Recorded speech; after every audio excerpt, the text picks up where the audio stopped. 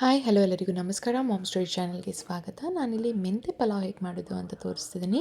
ಮೊದಲಿಗೆ ಒಂದು 4 to 5 table ಸ್ಪೂನಷ್ಟು ಆಯಿಲ್ನ ಹಾಕ್ಕೊಳ್ತಿದ್ದೀನಿ. ನೆಕ್ಸ್ಟು ಚಕ್ಕೆ, ಲವಂಗ, ಏಲಕ್ಕಿ, ಸ್ಟಾರ್ ಇದೆಲ್ಲನೂ ಹಾಕ್ಕೊಳ್ಬೇಕು. ನೆಕ್ಸ್ಟ್ ಇದಕ್ಕೆ ಈರುಳ್ಳಿ ಒಂದು 3 ಈರುಳ್ಳಿ ಉದ್ದುದ ಕಟ್ ಮಾಡ್ಕೊಂಡು ಹಾಕ್ಕೊಂಡಿದ್ದೀನಿ. ಇದು ಹಸಿ ವಾಸನೆ ಹೋಗೋ ತನಕ ಹುರ್ಕೋಬೇಕು.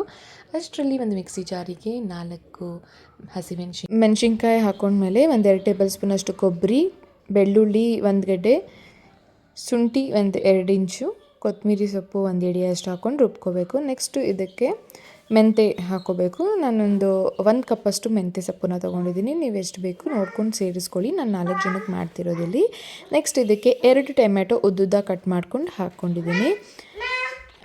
ನೆಕ್ಸ್ಟ್ ಇದಕ್ಕೆ ನಾವೇನು ರುಬ್ಕೊಂಡಿದ್ದೀವಿ ಅದನ್ನು ಹಾಕ್ಕೊಳ್ಬೇಕಾಗತ್ತೆ.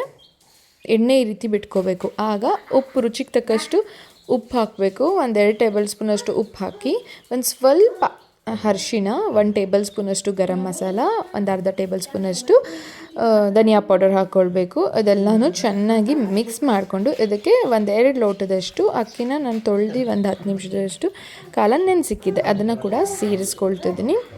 ನೆಕ್ಸ್ಟ್ ಇದನ್ನು ಫುಲ್ ಚೆನ್ನಾಗಿ ಮಿಕ್ಸ್ ಮಾಡಿಕೊಂಡು ನೀರು ಹಾಕ್ಕೊಳ್ಬೇಕು. 2 ಲೋಟ ಅಕ್ಕಿಗೆ 4 ಗ್ಲಾಸಷ್ಟು ನೀರು ಪ್ರಮಾಣ ಹಾಕ್ಕೊಂಡು ಇದನ್ನು ಚೆನ್ನಾಗಿ ಕುದಿ ಬರೋಕ್ಕೆ ವೆಯ್ಟ್ ಮಾಡಬೇಕು. 1-2 ವಿಸಿಲ್ ಕೂಗಿಸಿದ್ರೆ ಸಾಕು, ಅಥವಾ 3 ವಿಸಿಲ್ ಕೂಗಿಸ್ಕೊಳ್ಳಿ.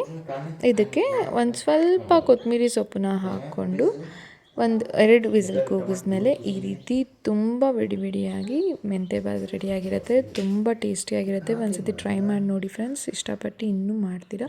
ಮಕ್ಕಳಿಗೆ ಬಾಕ್ಸಿಗೆಲ್ಲ ಕಟ್ಕೊಡೋಕ್ಕೆ ತುಂಬ ಚೆನ್ನಾಗಿರುತ್ತೆ. ಯಾರೆಲ್ಲ ಇನ್ನೂ ನನ್ನ ಚಾನಲ್ನ ಸಬ್ಸ್ಕ್ರೈಬ್ ಮಾಡ್ಕೊಂಡಿಲ್ಲ ದಯವಿಟ್ಟು ಸಬ್ಸ್ಕ್ರೈಬ್ ಮಾಡ್ಕೊಂಡು ನೋಡಿ ಅಂತ ಹೇಳ್ತಾ ಈ ವಿಡಿಯೋನ ಎಲ್ಲೇ ಮುಗಿಸ್ತಿದ್ದೀನಿ. ಧನ್ಯವಾದಗಳು.